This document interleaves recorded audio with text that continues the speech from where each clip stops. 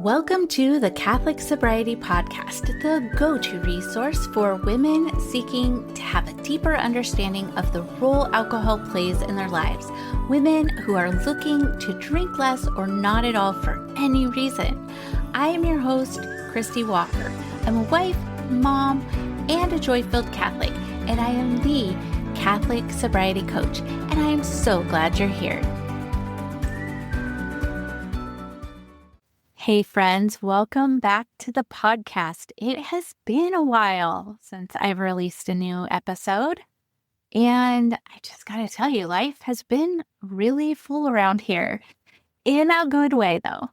And one of those reasons is that I just wrapped up our 62-day soberish summer challenge. If you've been following me for a while or you're on my newsletter, you probably saw mention of this or have heard about it.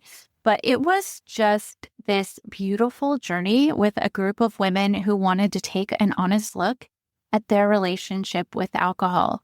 So for 62 days, I guided them through with daily audios, coaching prompts, journaling exercises, resources, non-alcoholic fun drinks, and all kinds of things, helping them discern how much alcohol is too much for me. Do I want to reduce or eliminate it? And what would going alcohol-free look like in my own life? And I gotta tell you, it was amazing because I ended up creating tools on the fly that I had never created before. And I did it because the community needed them. And that is one of my favorite things about group work, is how the Holy Spirit shows up and new things come to life. So we did the challenge inside of Slack. I had never done that before, and I absolutely loved the community aspect of it. The feedback has been wonderful, and I'll be honest, it filled me up to walk alongside these women in that way over the summer. So if you were in that challenge, thank you. It was such a joy and a gift to be with you through it all. But that's not the only reason that I've been a little quiet on the podcast. Life at home has been big too. Our twins graduated from high school this spring. I think I mentioned that before. And while one of them is staying close to home, working and planning on starting college here in a few weeks, while the other just moved out of state to start college in the city where I grew up, my hometown. So, as you might imagine, the past few months have been so bittersweet. They've been full of packing lists, Target runs, dorm shopping, super long to-do lists, which thankfully my husband loves to create and I love to check things off. And yes, lots and lots of emotions.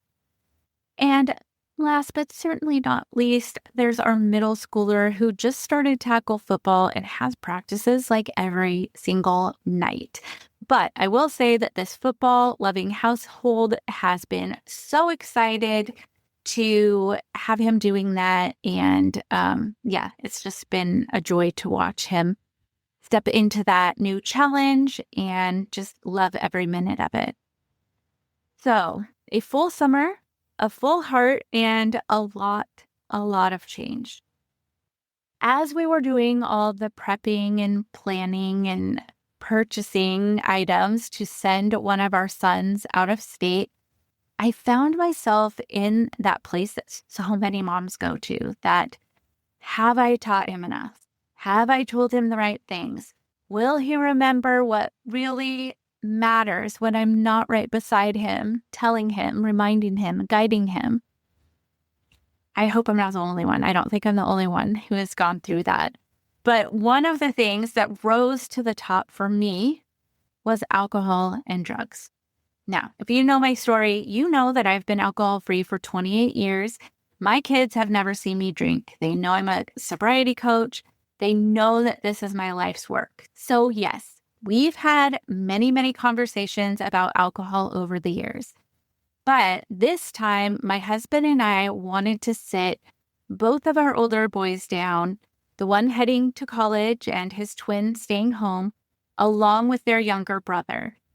And we wanted to have a deeper talk because the truth is, these conversations aren't just one and done. They need to be revisited, expanded, and adjusted as kids grow. And through that process, I realized that so many parents also want to have this conversation, but they don't always know how. Like, I've just had these conversations, but I do know that some parents avoid it altogether because they just don't feel equipped, or especially if they are prone to over drinking themselves, they may feel like having that conversation is hypocritical. Others think, oh, this is just a part of the college experience. Better they do it with me than with strangers. But I want to challenge that. You don't have to be the cool parent who sends your underage kid to school with a case of beer or shrugs it off because marijuana is legal in your state like it is mine. Those are not badges of belonging. They are setups for danger. Yes, danger. You think I'm being dramatic. I'm not, but it really can be very dangerous. So today I want to share what I told my own sons, not because I have all of it figured out, but because what I know can help you as you prepare to send your child into a new season. So let's talk about the modeling piece. Let's start here because this is the roadblock for so many parents. Maybe you haven't been the perfect role model when it comes to alcohol. Maybe your kids have seen you drink too much at a party, or they've watched you pour a glass of wine when you're stressed out.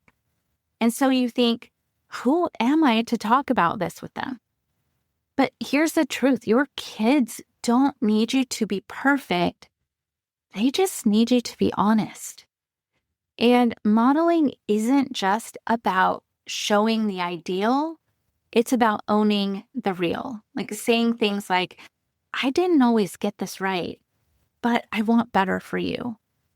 Or I know that you have seen me drink when I'm stressed, but I want you to also know that I'm learning healthier ways to cope. And I can tell you that humility is modeling too. It gives your child permission to be honest about their own struggles instead of hiding them. The other thing that I talked in depth with them about is the neuroscience behind alcohol and why being in control and staying in control matters. So I told my boys, your brains are still wiring until you're about 25 years old. And alcohol and drugs literally interfere with that process. Alcohol rewires your brain. Alcohol and drugs rewire your brain. And here's what I mean. So the prefrontal cortex, that part of your brain that manages judgment, self-control, and decision-making, that is still developing. And alcohol shuts that down temporarily. And that's why drinking makes people feel much bolder or sillier or more outgoing. But that is not true confidence. It's just a lowered inhibition. And when your judgment is impaired, you are actually very vulnerable. And this is so important because being in control of your mind and body matters.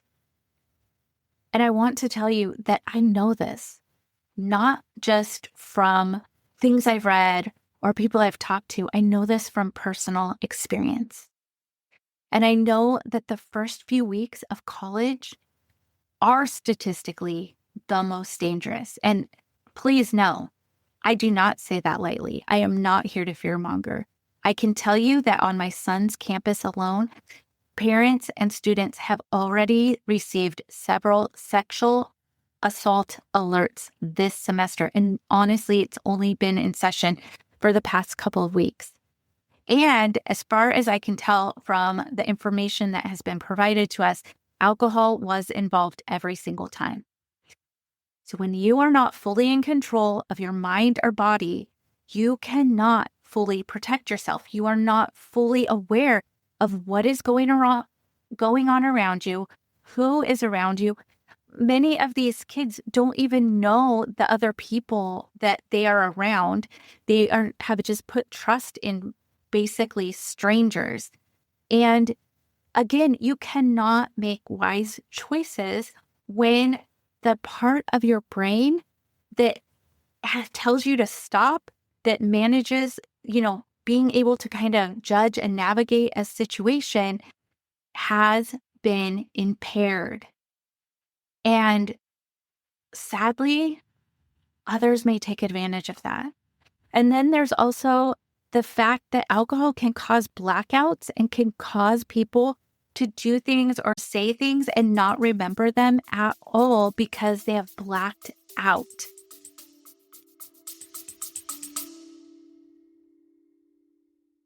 Right now, alcohol feels like the only way that you can cope with the stress of motherhood, social pressures, and maybe even fit in with your group of friends.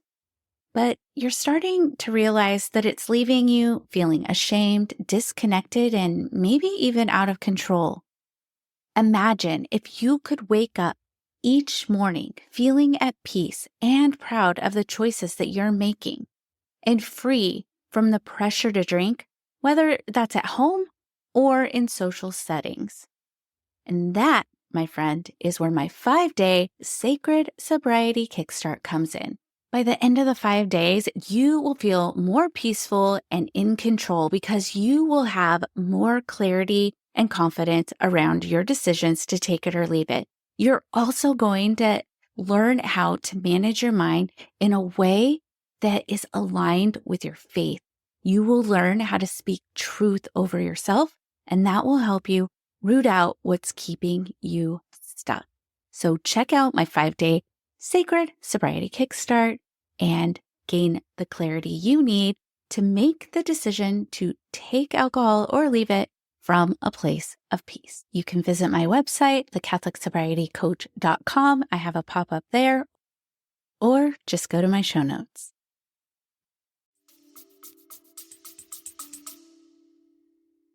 This is dangerous. So it's something that just cannot be. It just needs to stop. And honestly, I really, really wish that colleges, if they were serious about protecting their students, they would come down much harder on alcohol on campus, in on-campus living situations, in fraternities and sororities and things like that. That's my humble opinion, but I think I'm right.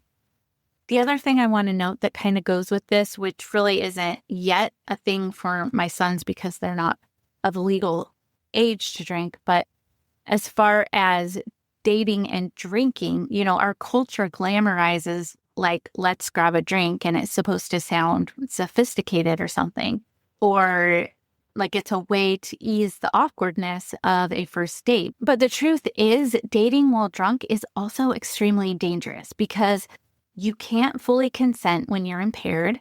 You don't really know the other person's intentions or who they are, even if you think that you do. And you can't honestly show up as your real self if you are drinking while dating. So if you want a relationship that's rooted in honesty and respect, it cannot be built on blurred conversations and half-remembered nights. That's just a little tidbit of information that I think is helpful and something that can be communicated to young adults as well. The other thing we talked about is belonging versus blending in. So I always try to remind my boys that not everyone is drinking. And they know this to be a fact because they went through their entire high school without drinking. None of their friends drink. Actually, Gen Z, I believe, is the generation that I think is really going to rise up. And soon we will look at excessive alcohol use like we do other things that are dangerous, like cigarette smoking and things like that. There's so many new non-alcoholic options and things that people can have. And quite honestly, a good big portion of college students either don't drink at all or they actually drink far less than people assume. But then there are some young people who just assume everybody is drinking, especially if they're drinking and they think everybody is drinking the same amount as they did. So if they actually stopped and just kind of observed people and didn't drink, they would probably realize that there are people that they think are drinking that aren't, or that don't drink, as much as they think. So I asked them, would you rather be liked for who you are or for who you are pretending to be? Because for me, I started drinking to be part of something. If you've heard my story, you've heard me say it was this magic elixir that got me into parties, that got me a friend group, that got me a boyfriend. All of those things that my teenage mind thought that I needed, alcohol, I believed at that time, was the key to all of it. But I wasn't me. That wasn't who I am. It was just this alcohol soaked version of me. It was a persona. It wasn't authentically me. So then I would ask them, if your friends only want to be around you when they're drinking, are they really your friends? Because when I stopped drinking in my early 20s, I let go of a lot of those people and they didn't really care because I wasn't drinking. And that's what they like to do. So I feel that it was so important to communicate to my sons that community isn't about being the same as everybody else. It's about being authentic because people are drawn to authenticity. Now, one of the things that I also warn them about, though, is that there are those who drink and party, and then they might hone in on somebody who's not drinking, who doesn't like to party. They're this person that holds this virtue, and, it can be with a lot of different things. But the people who party, not everyone, but sometimes people who party and drink and everything, they will be relentless on these people that don't, because it's almost like they're trying to drag them down with them. And that's not really their plan. They're just thinking, I have so much fun, so you would have so much fun if you just did this thing. When in reality, they just don't want to feel like what they are doing is wrong. And so the more people that they can get to do that same thing, the more it makes them feel like, oh, this is okay. The more people they surround themselves who are doing the same thing or doing it even more than they are, that makes them feel better about themselves. So that was one of the warnings that I gave them, is just to be steadfast in their decisions, because that is where their power comes from. They lose that power once they give in. And then, of course, I tied all of this back to faith, because identity in Christ is the anchor, not the identity of the person that you think you are when you drink. I forgot my identity and I became the person that I thought I was when I was drinking. I became that person. And then when I wasn't drinking, it felt very uncomfortable, because then I was just me. And it was just, I don't know, it was just really confusing. And I thought, well, this is just who I am now. But 2 Timothy 1:17 tells us, for God gave us not a spirit of timidity, but of power, of love, and of self-control. And that means that in being able to say no and make good choices, they already have that power to make those strong choices. They already have love that doesn't depend on fitting in, and they already have self-control. And the best part is, the more you practice it, the easier it becomes, and it makes them leaders. I told them, they never know who they will inspire just by being them, just by being authentically them, because God can use that to help other people so that they can see, wow, I don't have to do that. He doesn't do that.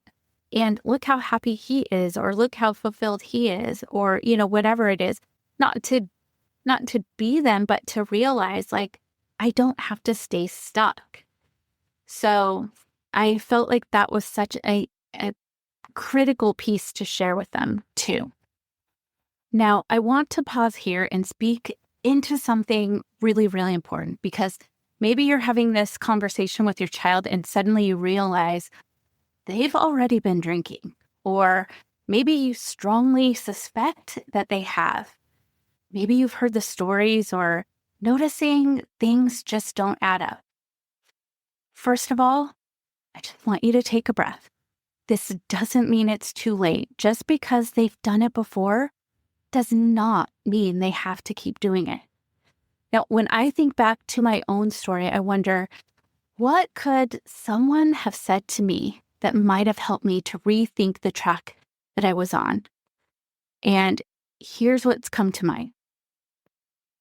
Look, I know you've already tried drinking, but you don't have to keep going down that road just because you started.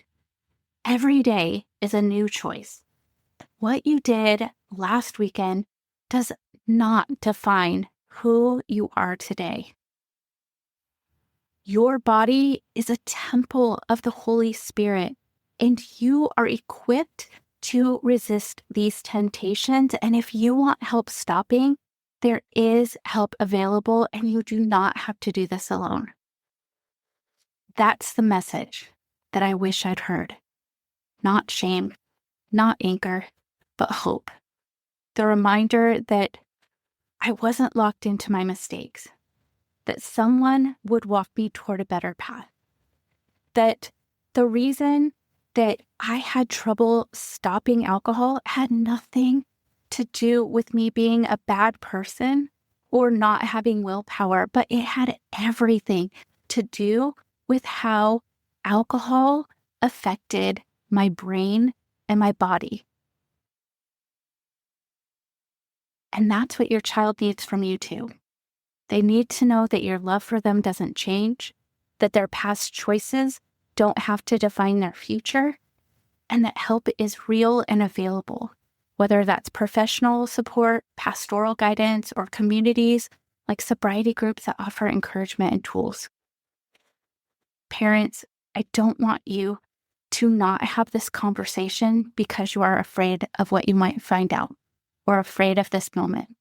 Because sometimes the most powerful conversations happen after a wrong turn, because that's when a young person is most open to hearing, you can start again.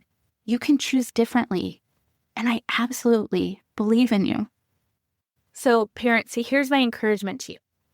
Don't let fear of hypocrisy silence you. Don't think that you have to be the cool parent. Don't believe the lie that drinking is just a part of the college experience. It absolutely 100% does not have to be. Now, I have no control over whether my kids end up choosing to drink or not drink, but I have given it all. I have told them and explained to them.